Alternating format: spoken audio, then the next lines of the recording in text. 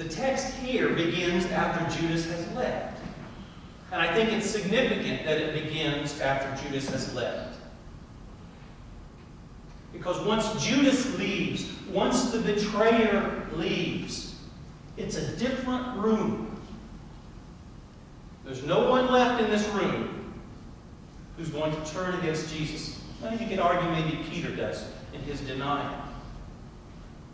But everyone else in this room is ready to hear what Jesus is going to say. And what does he say? Throughout John's Gospel to this point, Jesus repeatedly says, "The hour has not yet come." Now, in the upper room, at the Last Supper, he is saying, in essence, this is the time. The hour has arrived. Now God will be glorified in him. And when God is glorified in him, he also will be glorified. Now understand that in John's Gospel, this idea of glorification, ironically, is a reference to the cross. Jesus, going to his crucifixion, glorifies God. And it glorifies Jesus because it is a demonstration, it is an embodiment of God's love for all of the world. It is the expression. It is God saying to everyone, "I love you." And then this command. It says it's a new command, but it's ancient. It goes back at least as far as the Exodus. It's a part of the law, the Jewish law. Love one another. It isn't new. So why does Jesus say it's a new command? I think he says it's a new command because it is he has to say it in a new way. And he's saying it in the crucifixion. That is the fullness of the expression of God's love. You see? That is everything that God has to say. And so it's a new command, but maybe we should say it's a renewed command. And it has a new urgency, a new import, a new power. Because of its expression in what Jesus is going to do.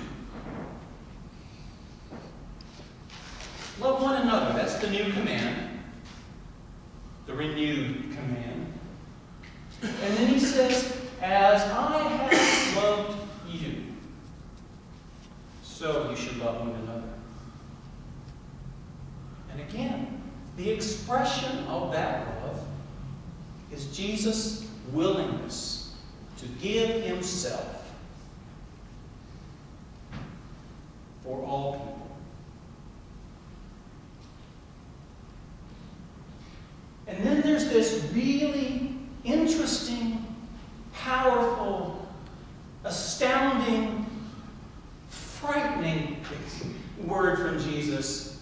"Everyone will know you are my disciples by this, that you love one another."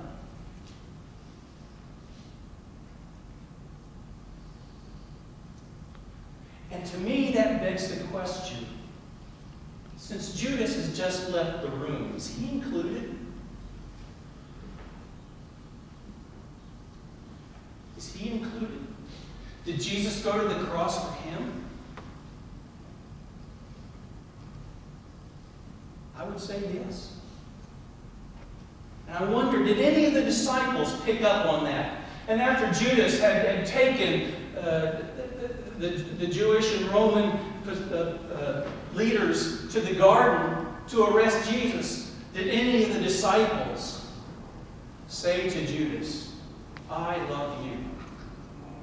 Even though you've done this horrible thing, even though you have turned against us, turned against Jesus, I love you"?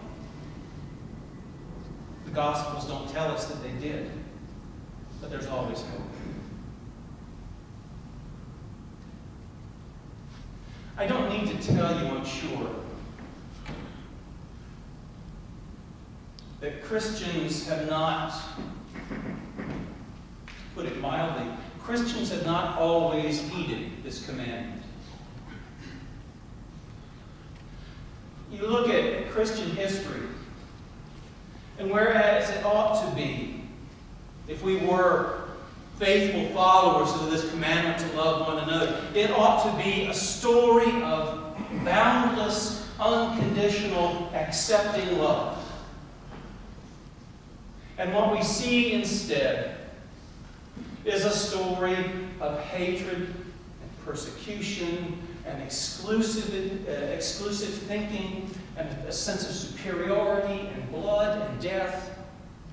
It isn't a happy history, to be perfectly blunt. It's difficult.